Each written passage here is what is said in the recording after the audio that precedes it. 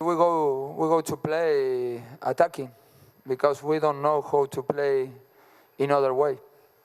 We were playing all the season attacking, trying to win the games, and this is the philosophy of this team, of the club, and we will try it. Obviously, we have a good difference, but always trying to find the other goal. We have to be patient. So I think we can solve this problem with thinking about. You have to go forward and make everything in 20 minutes, 25 minutes. Obviously, we have to attack more than we did it in Barcelona.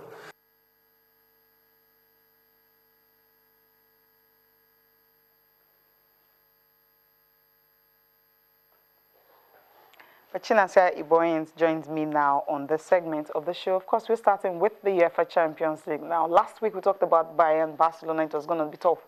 By the end of the day, it was just one way or through. Now, tonight, well, Bayern would definitely want to, how do I put it, overturn that 3-0 deficit.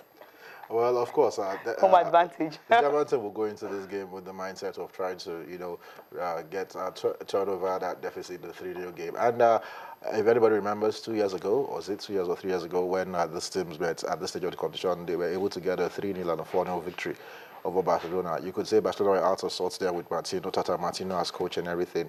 Nobody's ruling out Bayern doing this. But the problem now is the Barcelona attack. Barcelona just need a goal. They get a goal, Bayern will need 5 goals. So that's why this is going to be a very difficult task for Bayern Munich. We've seen them blitz the likes of Shakhtar, the likes of Porto, but this is a different kettle of fish. This is Barcelona. Nobody says you will blitz Barcelona and they won't get to score a goal with the front trio of Messi, Suarez, and Neymar. So that is why I'm thinking this is a bridge too far for Bayern. They've recovered excellently from first leg deficits, but this particular one, even if they might get a victory, I don't see them totally, blitzing by Barcelona, getting a 4-0, 3-0, 5-0 victory. I think Bayern might win this game, but Barcelona to go through. Okay, Barcelona to go through. Okay, that's what you're looking. So we're looking at what's going to happen. We have another team where maybe a Clasico in the final. You look at that or not yet? A colleague of mine, according to you, Barcelona, they are already in the finals, right? Yeah. Okay. Somebody has been saying since the quarterfinals that Juventus will win this competition. And Juventus have hold a 2-1 league over Real Madrid, and they are the Italian side. They know how to, they are very miserly with the ball. So let's just see how it goes. Yeah, personally, I would like to see an El Clasico in the final. That's what you would like to see? I would like to see an El Clasico. Okay, I would like to see Barcelona and Juve in the final. It might happen. It might happen. I don't want to see another El Clasico. Just don't want to see that. Because last year what happened, Atletico Madrid and Real Madrid, and at the end of the day, Atletico Madrid had to crumble when they were almost there. Few minutes to the end of the game. Now, one game took place last night, talking about Monday football in the English Premier League. And of course, Arsenal, their unbeaten run, their fans have been celebrating. At the end of the day, it was just Swansea, just goal line technology, actually. Well, it was just their own doing there. It just shows you what goal line technology brings to the game. Without that goal wouldn't have been given because the referee gave it only because the device on his wrist beeped. So apparently it made him realize that ball had crossed the line. When we saw the replays, we saw that the ball had actually crossed the line. So big one to Swansea. Swansea have gotten some very heavy away victories. Beating Manchester United and Arsenal now away at their own backyard. It shows you that Gary Monk is doing a very good job with that team. They are slipping under the radar, but they're actually coming up to challenge for a place in Europe. Look at where they lie on the table. Arsenal, they would have needed that victory because they have 3 games and they have 3 games coming up. They're going to play Manchester United. They're going to play a Sunderland that is battling relegation. So that would be a tough game. And Arsenal were trying to see if they could match their best finish in about 10 years, which was a second place finish in 2005. They've not had that sort of finish in a while, and they were thinking they would get it this time around. But now with this loss, and the next game they will have will be against a resurgent Manchester United, that might want to get a victory and see if they will leapfrog Arsenal. It's beginning to look shaky for Arsenal, even getting that third qualifying spot, and third automatic spot for the Champions League. But you're already thinking they will still have to go through qualifiers again for the Champions League. Right now, even Manchester United would prefer to be in Arsenal's situation. You know, Arsenal, they have their destiny in their own hands. Even if they lose to Manchester United, they have 2 games on Manchester United. We will have only one left. One to go. So definitely, I think Arsenal are in a very good place now. They just have to take things easy. You know, still automatic qualification for the Champions League. That's what they should do. Do you think they were actually underrated Swansea? Because if you check the first half, it was boring. It was like we're not really watching the Arsenal that we used to. They didn't. It was the second half that you had like about 17 of their 22 shots came in the second half. We should give credit to Swansea. They were a very disciplined side. You know, they have been all season, especially when they come up against teams that are supposedly stronger. You know, that have a better attack and everything. They know how to contain these teams, and they did a great job. So I think we should also give credit to Swansea.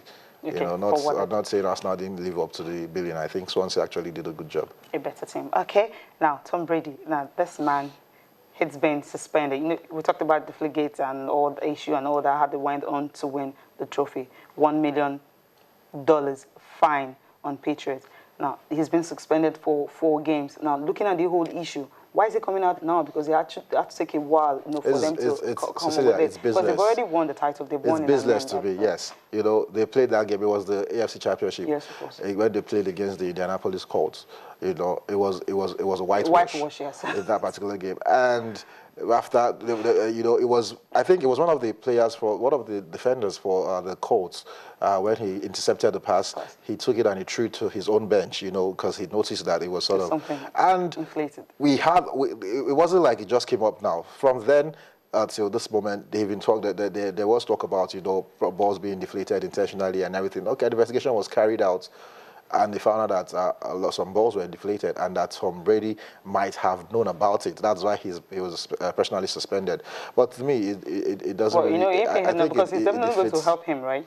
Because the conditions were wet. You know, it was snowy. So if the ball is deflated, it gives you a better grip. Of you know, so, and he's a quarterback. He needs to handle the ball very well because of to make throws and not to force interceptions and not to fumble the ball. So, and if you remember that particular game, LeGarrette Blount, their running back, had about 3 touchdowns, 3 or 4 if I can't remember. And the running back has to grip the ball well and run with it.